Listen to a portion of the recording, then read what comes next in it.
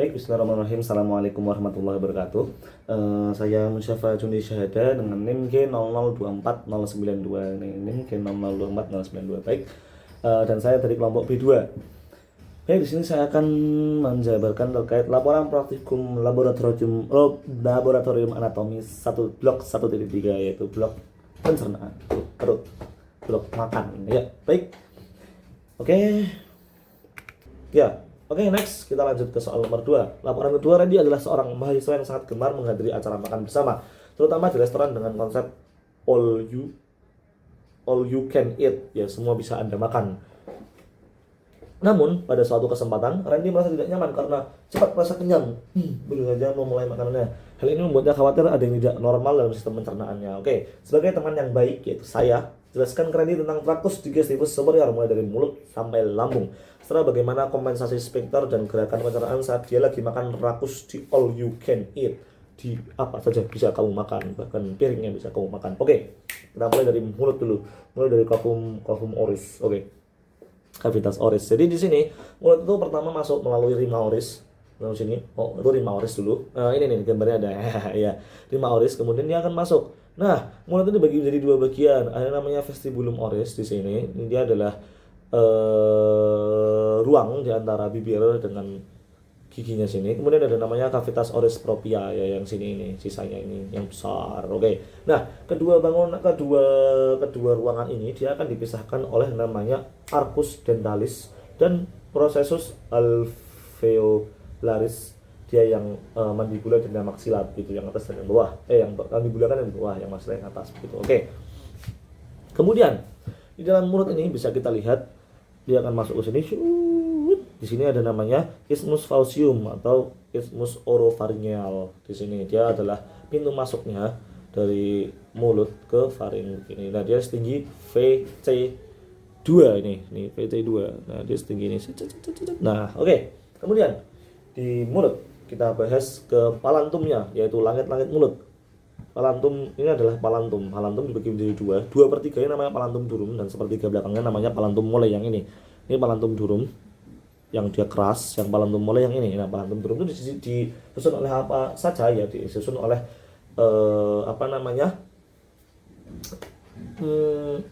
tulang os ya, os palantina yang di maksila sini, dan ada os palantum juga. Kemudian yang di bagian palantum yang mole dia disusun dari 5 muskulus, yaitu telepup. Nah, T-nya itu tensor veli. Habis itu ada musculus levator kan tele. Nah, tensor veli palantini ini yang ini. Nah, tensor veli palantini. Habis itu ada musculus levator veli palantini juga. Habis itu tele, P-nya itu palatoglossus. Habis itu ada telepup, U-nya uvule, musculus uvule. Kemudian ada yang terakhir musculus palatoglossus, palatopharyngeus, begitu. Ini palatoglossus. Nah, ini palatopharyngeus, ini palatoglossusnya, begitu. Oke. Palantum sudah lewat, kita lanjutkan ke sebentar. Lihat dulu ada yang kurang nggak ya? Dia akan diinervasi vaskularisasi, neurovaskularisasinya. Dia akan diberi stok darah oleh arteri namanya palantina mayor sama palantina minor. Kemudian dia akan divenai oleh vena pterygoideus. Nah, kemudian nervus palantinus mayor, nervus palantinus minor, sama nervus nasopalantina. Begitu, nasopalantinus. Nah, kemudian tadi kan masuk ke dalam isthmus faucium sini. Oke, kemudian kita bahas terkait lingua, terkait lidah. Nah, ini dia lidah. Jadi lidah itu dia akan dibagi menjadi dua bagian. Ada yang bagian presulcalis, ada yang bagian postsulcalis. Nah, bagian presulcalis ini dia akan diisi oleh beberapa bangunan, yaitu ada papilla fungiformis, papilla filiformis, papilla foliata, dan papilla foliata sebenarnya ini. Nah, papilla foliata ini tapi biasanya ada di hewan gitu. Nah, kemudian ada juga namanya sulcus terminalis di sini. Sulcus terminalis dia garisnya, terus ada ini kan garis yang ini nih. Nah, habis itu ada foramen caecum di sini, foramen caecum. Nah, Enggak, tak lihat dulu yang kurang apa ya.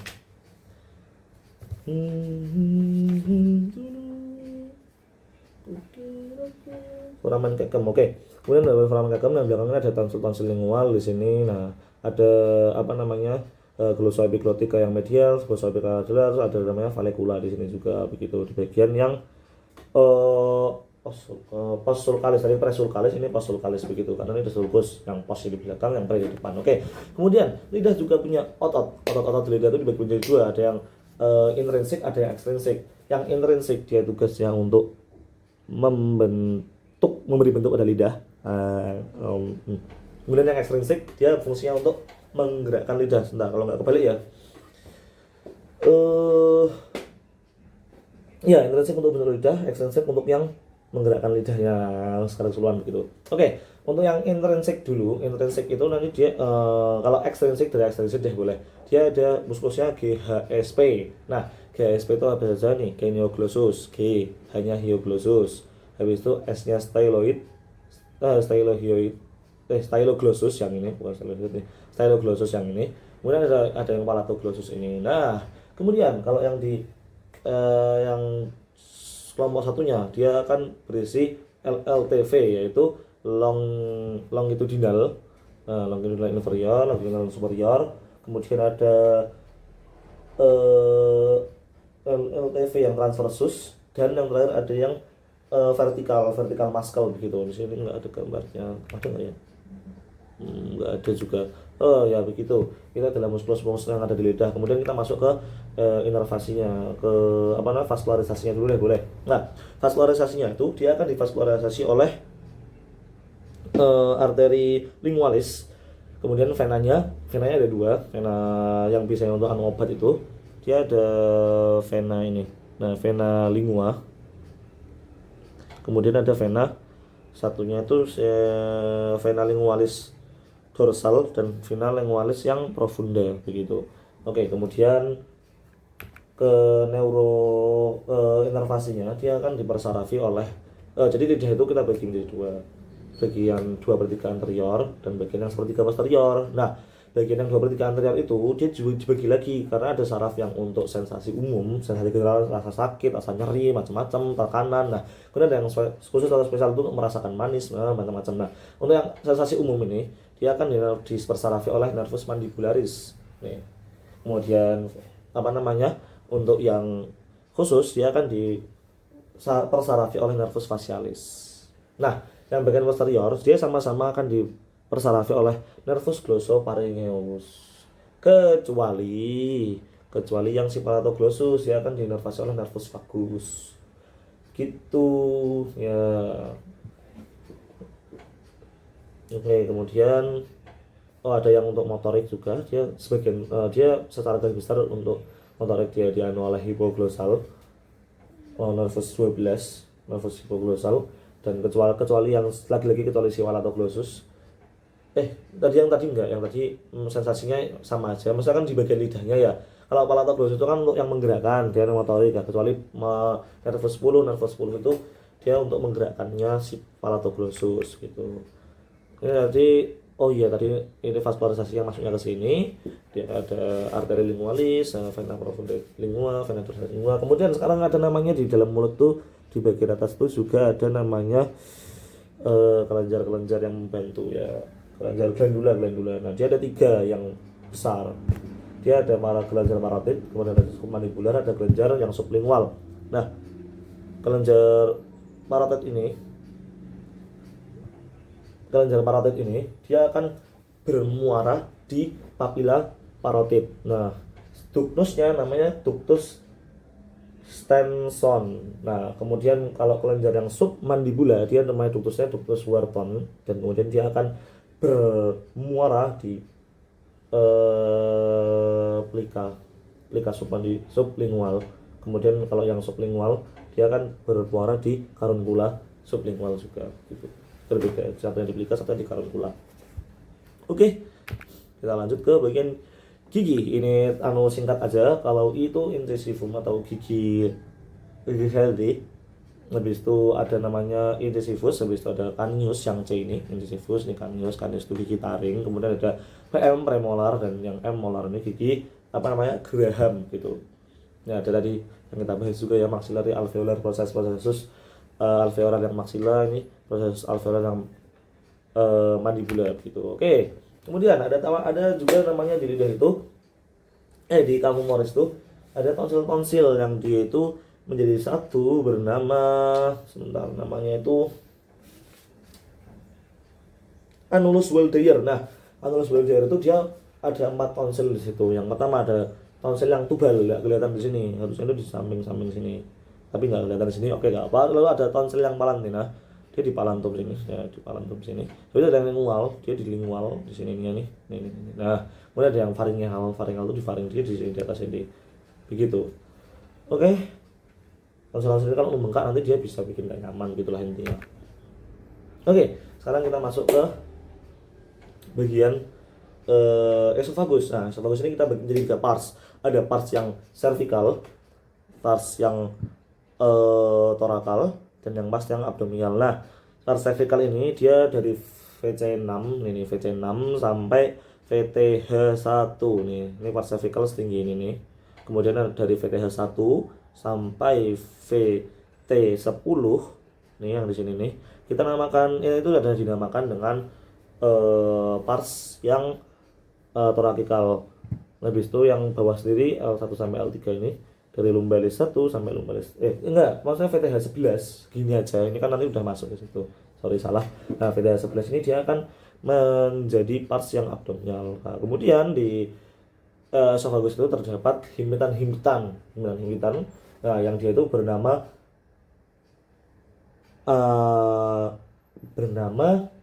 angustia. Nah, angustia ini juga ada 3. Angustia yang pertama dia setinggi angustia yang superior, dia setinggi VC6, yaitu di atas sini, Nah, dia kok bisa mengecil, dihimpit oleh apa, Bos? Dia dihimpit oleh namanya musculus coracovariegalis. Nah, habis itu ada juga cartilago coracoideus. Nah, dia menyempitkan di sini nih. Nah, cricovariegalis muscle nih yang menyempitkan di sini.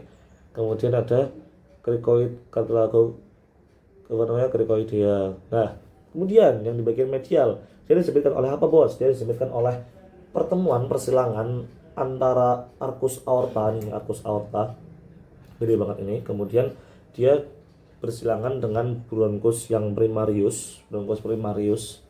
Nah, yang ini nih. Nah, yang bagian dexter. Kemudian dia ke bawah turun. Oh ya, dan ini setinggi VTH 4 atau 5 biasanya. Kemudian yang di bawah ini dia akan setinggi VL1. Nah, setinggi VL1 ini dia setinggi VL1. Nah, dia ketempelan apa?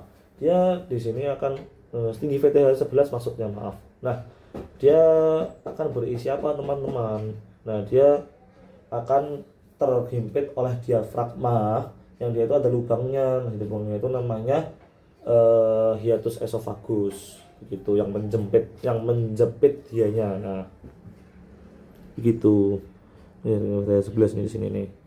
Nah, kemudian next. Nah, dia divaskularisasi oleh arteri inferior tiroida yang atas, tiroida yang inferior. Kemudian yang sepertiga medial dia divaskularisasi oleh arteri bronkial, arteri yang bronkial, bronkus yang dextra, atau juga arteri torakika yang turun, yang descending. Kemudian yang di bagian bawah, yang bagian sepertiga yang terakhir, sepertiga paling bawah itu dia akan diarteri oleh arteri esofagial yang gastrik. Oke. Kemudian dia venanya juga tiga. Dia porta yang atas, yang seperti atas inferior thyroid, sama yang tengah itu dia vena azygos, yang bawah ada vena porta hepatica, begitu.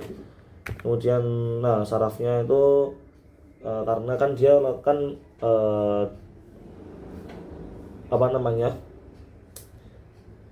dia dibagi menjadi 3 parts ya. Ada yang parts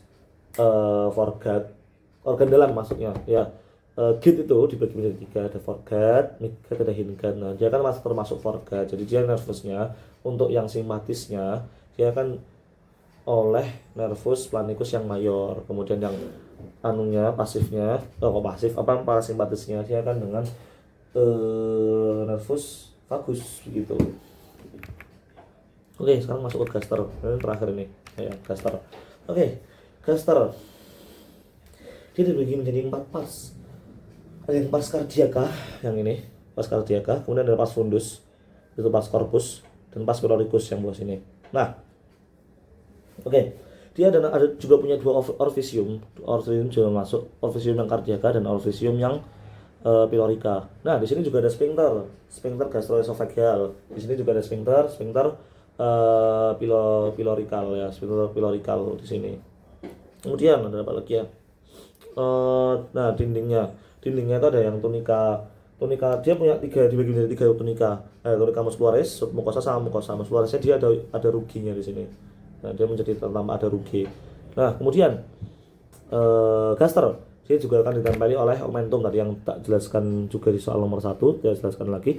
Dia punya 2 kurvatura nih, kurvatura minor sama kurvatura mayor.